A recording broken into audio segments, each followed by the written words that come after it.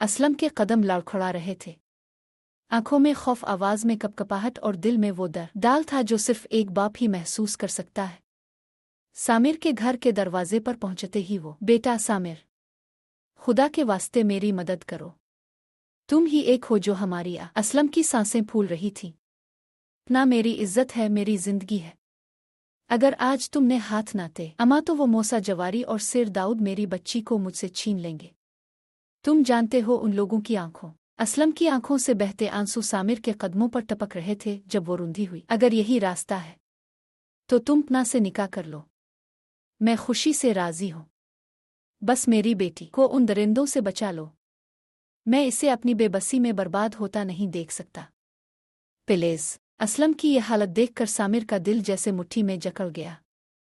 वो फौरन झक कर इसे थाम ली। चचा, आप ये कैसी बातें कर रहे हैं? मैं आप और पना को कभी अकेला नहीं छोड़ सकता। जब तक सामिर जन दे है सिर दाऊद तो क्या इसका साया भी पना की तरफ नहीं आएगा।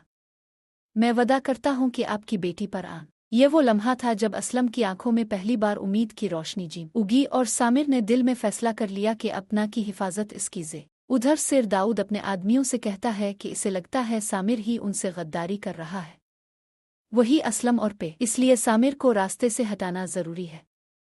कहीं ऐसा ना हो कि वो उनके लिए दाऊद के आदमी पना के महल्ले में सामिर तक पहुंचते हैं और इसे धमकी, जो कुछ तुम कर रहे हो सब दाऊद को पता चल चुका है, अब तुम हमारे रास्ते में नहीं आगे, अपना डुबो सेंटर संभालो, ये मामला हमारा है, अगर तुम बीच में आए तो तुम। ये सुनकर सामिर का पारा चढ़ जाता है। वो गुस्से में, अगर तुम लोगों ने पना का नाम दोबारा जुबान पर लिया तो जुबान खींच ला ओहेगा। बेहतर है कि असलम और उसकी बेटी से दूर रहो, वरना तुम लोगों काफ। दाऊद के आदमी तंजिया लहजे में कहते हैं, बड़ी हमदर्दी हो रही है तुम्हें असलम और उसकी बेटी से, कहीं तुम्हारा कोई चक्कर तो नहीं असलम की बेटी के साथ, इसीलिए तुम दाऊद। सामिर मुस्करा कर जवाब डाल, चुल्लू पहले तुम मुझे वदा करो कि मेरा दिमाग दुरुस्त करोगे, क्योंकि मेरा दिमाग बड़ा हराम हो गया है। ना जो खिड़की से ये सब देख रही होती है पहली बार यकीन कर लेती है कि सामिर वाकई इसके लिए मजबूत दीवार बन चुका है। दाऊद तो इसकी तरफ देखने की भी हिम्मत नहीं काफ। सामिर उन बदमाशों का खूब दिमाग दुरुस्त करता है और उन्हें मां। दूसरी तरफ सिर दाऊद अपने बेटे अलियर के साथ बैठा है, एक तरफ इसे कह रहा है कि फिक्र ना करे, अपना हर हाल में इसकी होगी, और दूसरी तरफ वो पना को बेइज्जत करने का मंसूबा बना रहा है ताकि दाऊद चाहता है कि बेटे के दिल में भी शक न आए और पिया भी घर में दुल्हन बनकर दाखिल। लेकिन जल्द ही अलियर को अपने बाप की तमाम चालों का पत्ता चल जाएगा, फिर ना ये दौलत काम में बढ़ेगी ना ताकत, दाऊद के पास सिर्फ पछतावा रह जाएगा।